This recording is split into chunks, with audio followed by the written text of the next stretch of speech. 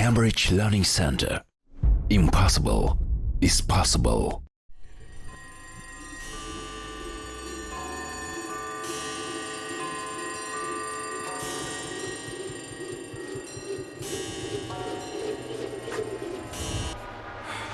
Nima deb o'ylaysiz?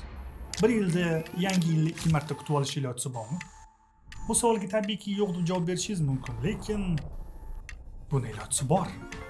Qiziqarli tomoni, bu ish amalga oshirish uchun sizga hech qanaqa vaqt mashinasi kerak bo'lmaydi. Shunchaki samolyotga chiptadan o'zi yetadi. Bayramni nishonlash uchun samolyotda Samoaga uchamiz. Diqqat, Samoaga emas, Samoaga. U yoqda 31-dekabrda mushaklar bilan yangi yilni kutib olib, keyin Amerika Samoasiga jo'naymiz. Parvoz ham aslida uncha uzoq davom etmaydi, chunki bu ikkala hudud orasida bor-yo'q 120 kilometr masofa bor. Taxminan 20 daqiqa davom etadi. Lekin shunga qaramasdan, Samoaga 1-yanvar kirib kelganida Amerika Samoasiga 31-dekabr kirib kelgan bo'ladi.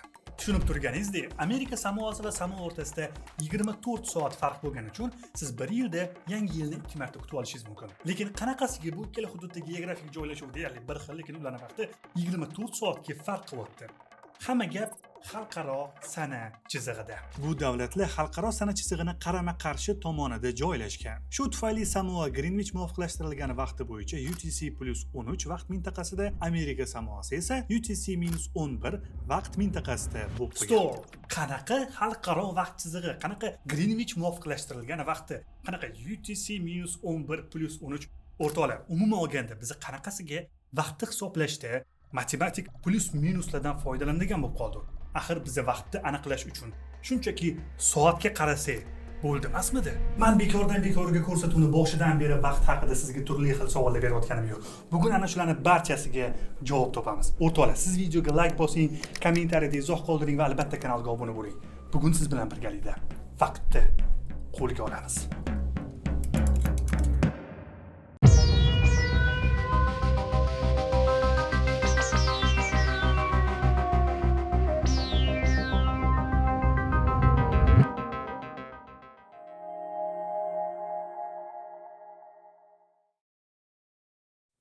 Hammaga salom, bu Abdullajon. Ko'rsatuvning avvalida doimgidek bitta savol. Vaqt qayoqdan boshlanadi? Ilmiy tarafdan olib qaraydigan bo'lsak, vaqt Toshkentdan ham boshlanishi mumkin. Lekin bunaqa emas. Bizning jonajon yer sayyoramizdan shimoliy qutbdan janubiy qutbga qarab uzunlik chiziqlari, meridianlar o'tkaziladi. Biz ushbu meridianlardan xalqaro vaqtni hisoblashda va turgan joyimizni aniqlash uchun navigatsiyada foydalanamiz. Yer sharida jami 360 ta meridian mavjud.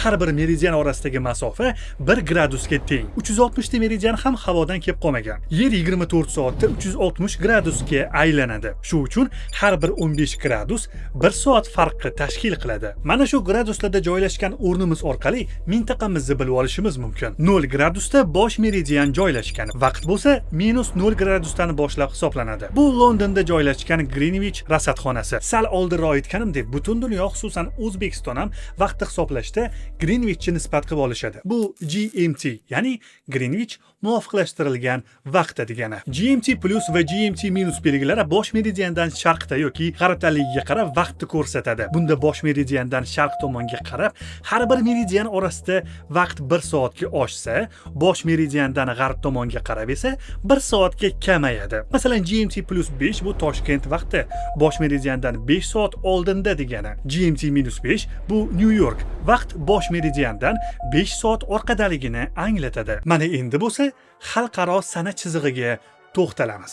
Xalqaro sana chizig'i 180 gradus meridian bo'ylab o'tadi. Bu chiziq yerni sharqiy va g'arbiy yarimsharga ajratadi. Bu chiziqdan o'tishda sana bir kunga o'zgaradi. Mana misol uchun videoni boshida aytgan Samoa va Amerika Samoasi. Agarda siz payshanba kuni xalqaro vaqt chizig'ini sharqidan g'arb tomonga yarim tunda kesib o'tsangiz, siz jumaga emas, shanba kuniga o'tib qolasiz. Va aksincha, g'arbdan sharq tomon uchganingizda payshanbadan jumaga emas, balki chorshanbaga o'tasiz. Mana endi bitta qiziqarli savol. Xo'sh, vaqt Toshkentdan boshlanishi mumkinmi? Albatta mumkin. Faqatgina Toshkentdan dunyoning yirik poytaxtlarigacha masofani bitta ko'rib chiqishimiz kerak. Toshkentdan Moskvaga 2800 kilometr, Pekinga bo'lsa 4200, Londonga 5100 kilometrni tashkil etadi. Ya'ni Toshkent shahri geosiyosiy markaz sifatida juda yaxshi joylashgan, lekin ilmiy tomondan vaqt juda ham nisbiy tushuncha.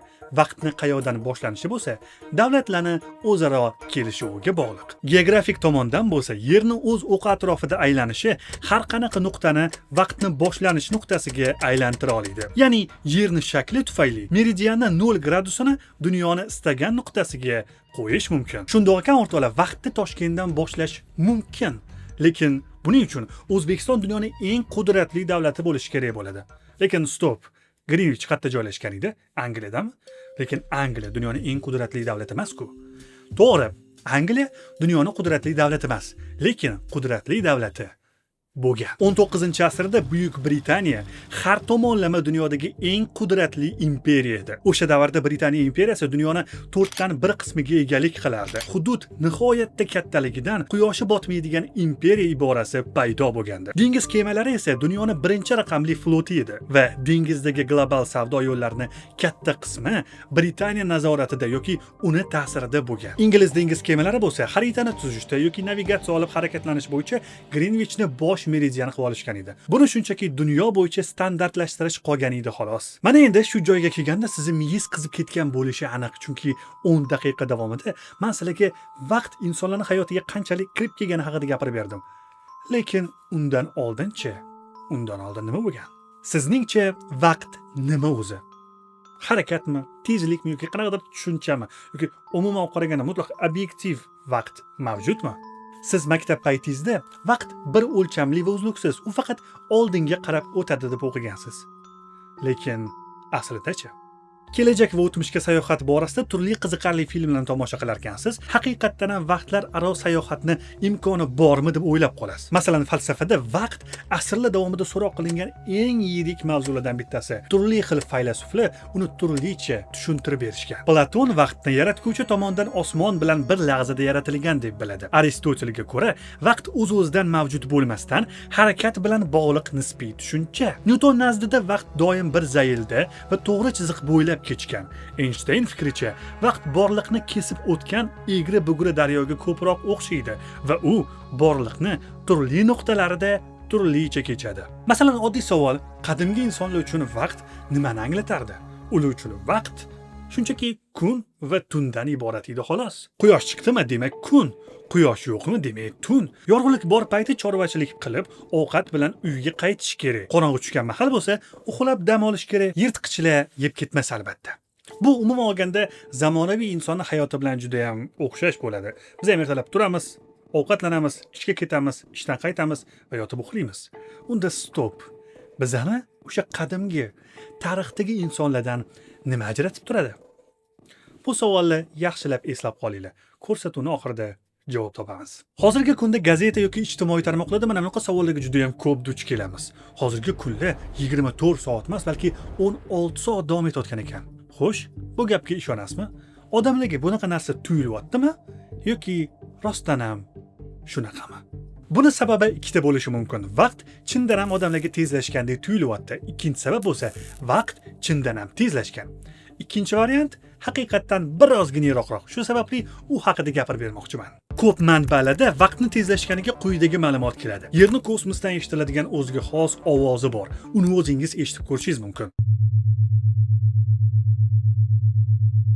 Bu Schumann chastotasi. U uzoq yillardan beri 783 Hz da eshitilardi, lekin 2014-yildan boshlab 1608 Hz ga yetdi. Olimlar bu insonlar uchun vaqtni tezlashishiga olib keldi va hozir sutka 24 soat emas, 16 soat davom etyapti deb hisoblashyapti. Yana bitta faktor, bu ovoz faqat Yerda emas, balki boshqa sayyoralarda ham bor. Xullas, bu g'irt uydirma gap va ularni bir-biriga hech qanaqasiga aloqasi yo'q.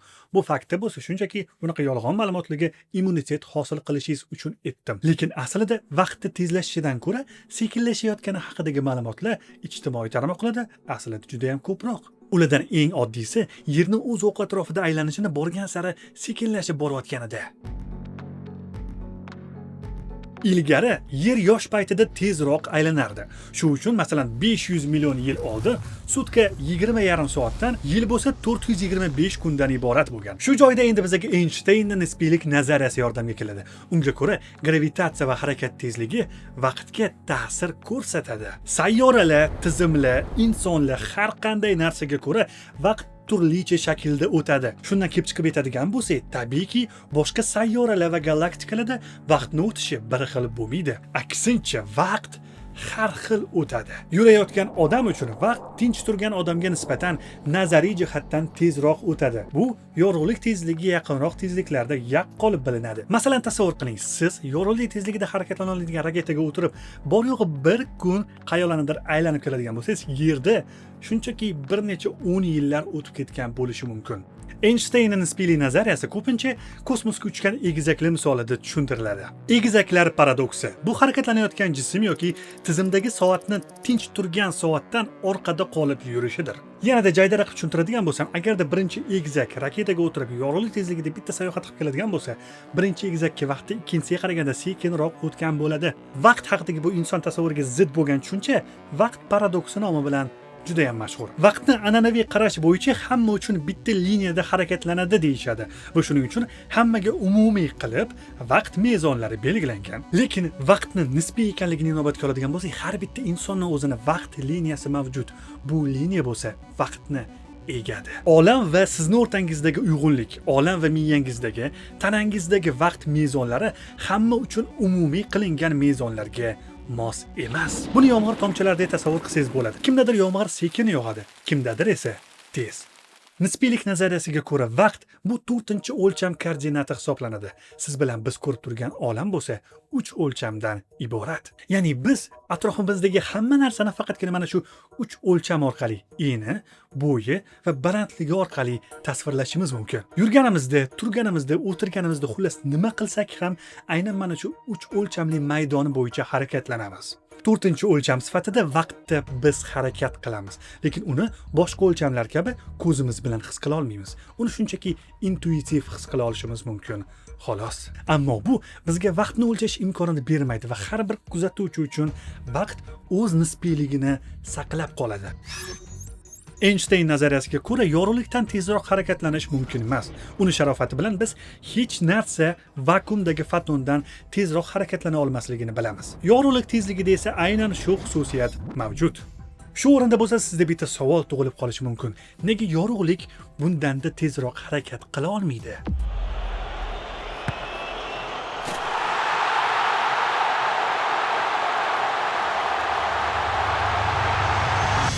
Bu xuddi teskarisiga ko'rilgan revers videodek. Bu esa vaqtni sabab va oqibat tamoyilini buzadi. Koinotning g'aroyib ishlash mexanizmiga ko'ra, unda obyekt qancha tez harakat qilsa, uni vaqti shuncha sekinlashadi. Tezlik 300 ming km/sekundga chiqqanda vaqt butunlay to'xtaydi. Tasavvur qilishingiz uchun aytaman, agarda siz 300 ming km/sekund tezlikka erishadigan bo'lsangiz, sizdan eng uzoqda joylashgan galaktikaga yetib olishingiz uchun sizga 1 soniya yetarli bo'lardi. Chunki bunday tezlikka chiqqaningizda vaqt siz uchun to'xtagan bo'ladi. Ya'ni u o'z ma'nosini yo'qotadi. U yo'q bo'ladi. Fotonlar 300 ming km/sekund bilan harakat qiladi va bunda vaqt batamom to'xtaydi. Bundan tezroq harakat qilish mumkin emas, chunki vaqt o'zi shundoq ham qariyb 0 ga tenglashgan bo'ladi. Shu joyga kelganda sizni boshingizda qichitib bitta savol keladi. Xo'sh, agarda siz yorug'lik tezligida harakatlanayotgan poyezd ichida bo'lsangiz va yugurishni boshlasangiz, yorug'lik tezligidan da tez harakatlanayotgan bo'lasizmi? Javob yo'q. Tabiat qonuni shunaqa tuzilmaga egaki, yorug'lik tezligida massaga ega jism umuman harakatlana olmaydi. Tabiat sizni yorug'likdan da tez yugurishingiz o'rniga poyezd ichidagi vaqtni astalashtiradi. Agarda poyezd yorug'lik tezligiga chiqsa, vaqt tashqaridagi kuzatuvchi uchun to'xtab qoladi. Einsteinning nisbiylik nazariyasiga ko'ra, yuqori massali jismlar fazo vaqtini egilishiga olib keladi. Misol uchun, sun'iy yo'ldoshlar soati yerdagiga nisbatan har kuni juda kichik millisoniyaga orqada qoladi, chunki ularga tortishish kuchi kamroq ta'sir qiladi. Ya'ni orbitada yerni tortish kuchi yerdagiga qaraganda biroz zaifroq va ular shu sababli ham vaqtni birozgina tezroq o'tkazishadi. Ya'ni tortish kuchi qanchalik ko'p bo'lsa, vaqt shunchalik sekin o'tadi. Masalan, qora tuynuk orbitasida 1 yil vaqt o'tgan bo'lsa, sayyoramizda tortish kuchi zaif bo'lgani uchun yerda taxminan 100 yil o'tgan bo'ladi. Qora tuynuk ichida va yorug'lik tezligida vaqt butkul to'xtaydi va yuqorida aytganimdek nima bo'ladi? U o'z mohiyatini yo'qotadi, ma'nosizlashadi. Bu esa yuqori massali jismlar, yulduzlar, sayyoralar, qora tuynuklar atrofida vaqt boshqa joylarga nisbatan sekinlashadi degani. Bu ayniqsa qora tuynuklar atrofida yaqqol seziladi. Unga yaqinlashgan odamga yerdagi odamlar xuddi tezlashtirilgan videoga o'xshab ko'rinadi. Lekin yerdagi odamlar uchun qora tuynukka oldidagi odam qotib qolgan suratdek ko'rinadi.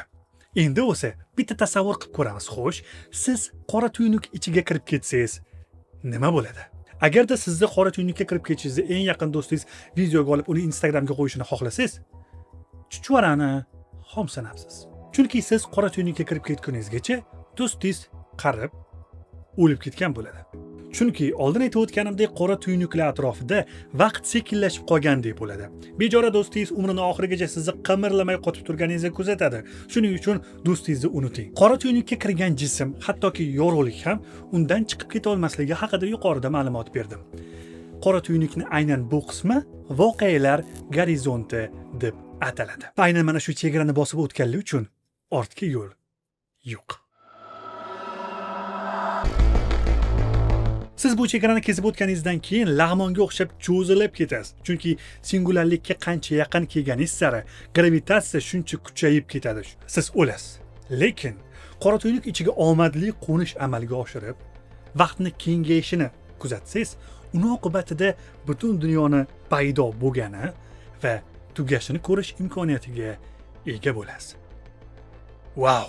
Chunki qora tuynukka tushganingizda u yerdagi vaqt o'z-o'zidan kengayishini ilg'ay olasiz. Shundan so'ng qora tuynukka qamalgan va uning atrofida milliard yillardan buyon aylanayotgan yorug'likni ko'rasiz. Kuzatuvchi markazga qanchalik yaqin borsa, u uchun vaqt shunchalar kengayib boradi. Bu degani kuzatuvchi uchun o'tayotgan 1 soat yerdagi inson uchun 10, 30, balki 100 yilga teng bo'lishi ham mumkin.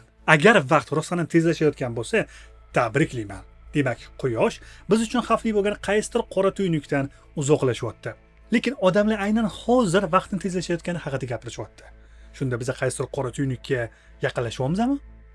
Javob yo'q. Bizga ta'sir o'tkazishi mumkin bo'lgan va o'tkazayotgan ham yagona qora tuynuk bu galaktikamiz markazidagi sverxmassiv, o'ta og'ir qora tuynukdir. Aynan shu narsa bizni Quyoshni va yana 250 milliard yulduzlarni o'z atrofida aylantirib, somon yo'li galaktikasini hosil qilib turibdi. O'rtoqlar, agarda vaqt chindan ham tezlashgan bo'lganida biz o'z galaktikamizdan tushib qolib, o'zimizcha harakat qilib yurgan bo'lardik. Va bu narsani siz bilan biz aniq payqar edik. Chunki yulduzlar joylashuvi butkul o'zgarib ketgan bo'lardi. Lekin vaqt koinotda turlicha burchaklarda turlicha kechadi. Buni qanaqa izohlash mumkin? 20-asrga qadar olimlar vaqt hamma joyda bir xilda oqadi deb o'ylashgan va bunga amin edilar. Bu doimiy va o'zgarmaydi deb hisoblashgan. Xususan Newton vaqt mutlaqdir, olamni har yerida bir xil o'lchamda deya ta'kidlagan. Ammo Einstein buni aksini isbotladi. Uning so'zlariga ko'ra vaqt o'tishi jism atrofidagi makon va tezlikka bog'liq. Agar obyekt og'ir bo'lsa, uning atrofida vaqt sekinroq bo'ladi. Ya'ni vaqt nisbiydir. Harakatdagi har bir jismning o'ziga xos vaqti bor. Aynan shu narsani u ilgari surgan. Koinotda kechayotgan vaqt ketayotgan joy gravitatsiyasiga va jism tezligiga bog'liq. Agarda men yorug'lik tezligiga chiqa olsam, vaqt men uchun sekinlashadi. Undan tashqari koinotda turli sayyoralarda vaqt bir xil emas. Yerdagi vaqtga nisbatan koinotda vaqt sekinroq degan gipotezalar ham ancha-muncha. Xo'sh, endi asosiy savol. Vaqt nisbiyligi o'zi nima? Bizani vaqt deb biladigan narsamiz faqatgina yerda biz bilganimizdek ishlaydi. Bizani bir yilimiz koinotda har qanaqa joydagi bir oyga teng kelishi mumkin yoki aksincha. Vaqt bu inson o'ylab topgan narsa bo'lsa ham, lekin dunyoning turli nuqtalarida, masalan, koinotda umuman boshqacha paydo bo'ladi, boshqacha harakatlanadi. Lekin umumiy bo'lgan bitta yakdil tushuncha bor. Vaqt doim oldinga harakatlanadi. Ya'ni u ortga qaytmaydi. Yoki siz yoqtirgan yoki yoqtirmagan darslardagi o'tadigan vaqtni shundoqqina taqqoslashingiz mumkin. Masalan, siz tarix fanini yaxshi ko'radigan bo'lsangiz, uni ichiga kirib ketganingizda vaqt qanaqa tez o'tib ketganini bilmay qolasiz. Algebrada esa 45 daqiqa xuddi 1 kunday o'tadi. Taqqoslab ko'ring, farq bormi? Lekin vaqt tushunchasini biz yosh kattalardan so'raganimizda, yoshligimizda vaqtimiz juda ham sekin o'tardi. Hozir ancha tezlashib qolgandek tuyuladi deyshadi. Xo'sh, Nega shunaqa tuyuladi? Inson miyasida vaqtni hisoblaydigan soha hali aniqlanmagan. E'tibor bergan bo'lsangiz, vaqt tez o'tib ketyapti degan gapni ko'proq yosh katta odamlar yetishadi. Yosh bola bu gapni aytganini eshitmagan bo'lsangiz kerak. Chunki yosh bolalarning hayotiy tajribasi juda ham kam bo'ladi. Ular yo'ldan chiqqan har qanaqa narsaga qiziqib ko'radi. Yosh katta insonlar esa ko'p narsani biladi, ko'p narsani anglagan. Bolalar uchun har bir ko'rgan narsasi bu yangi ilmiy kashfiyotdek gap. Tadqiqotlar shuni ko'rsatdiki, inson yangi narsani o'rganganida uning uchun vaqt sekinlashib qoladi. Neyrobiolog David Eagleman quyidagi tajribani o'tkazgan. U ekranda odamlarga birin-ketin rasmlarni ko'rsatadi, keyin esa qaysi rasm uzunroq ekranda qolganini so'rab chiqadi. Ishtirokchilar ko'proq notanish rasmlar uzoqroq turganini ta'kidlashgan. Aslida esa barcha rasmlar bir xil vaqt ichida almashgan edi. Bu narsani o'zingizdan bitta qiyoslashingiz mumkin. Masalan, sizga tanish bo'lmagan ko'chadan harakatlanadigan bo'lsangiz, bu ko'chani oxiri yo'q deb tuyulib ketaveradi. Yana boshqa bir sababga ko'ra, inson qarigani sari miyasidagi neyron va nerv tolalari ham qalinlashib, chigallashib ketadi. Bu esa kelayotgan signal yo'lini uzunlashtiradi va ma'lumot qabul qilishi sekinlashadi. Keksayish har bitta insonning boshida bor, avvalo bu narsa nasib qilsin. Va biz bu ko'rsatuvimiz orqali, loyihamiz orqali bu narsada sizga, ya'ni yosharishda yordam bera olmasak-da, hech bo'lmasa vaqtingizni maroqli o'tkazishda yordam bera olamiz. Shu sababli reaksiya qoldiring. Olimlar ko'ngillilar o'rtasida tajriba o'tkazib, vaqt ularning nazarida qanchalik tez o'tishini o'rganishdi. Masalan, 40 yoshli insondan so'rashganida, yoshlik davrimiz zo'r o'tgan edi, lekin o'spirin davrimga yetganimda vaqt juda ham tezlashib ketdi deb aytishgan.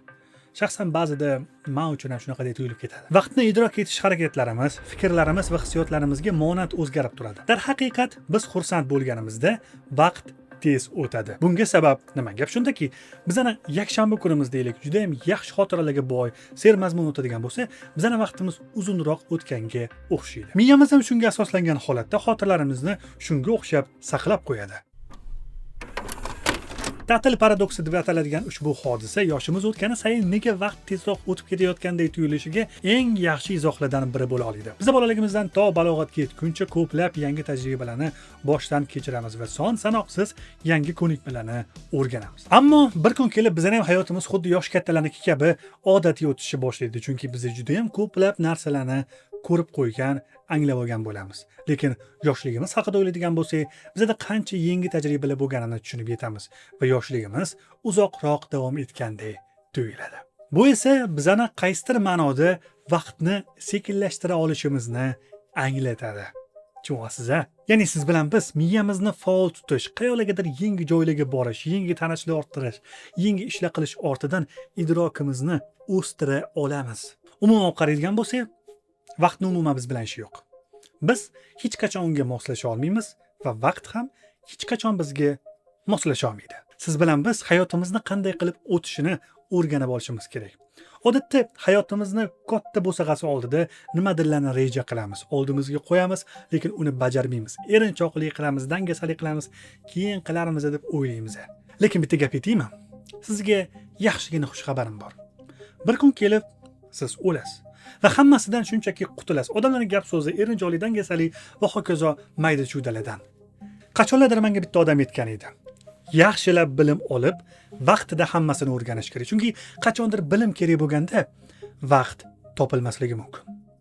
Endi bo'lsa, ana shu bilim so'zi o'rniga o'zingizga kerakli narsani qo'ying. Uni qaytadan o'qing. Biz kichik loyihamiz orqali sizga ulkan ma'lumotlarni berishga harakat qildik.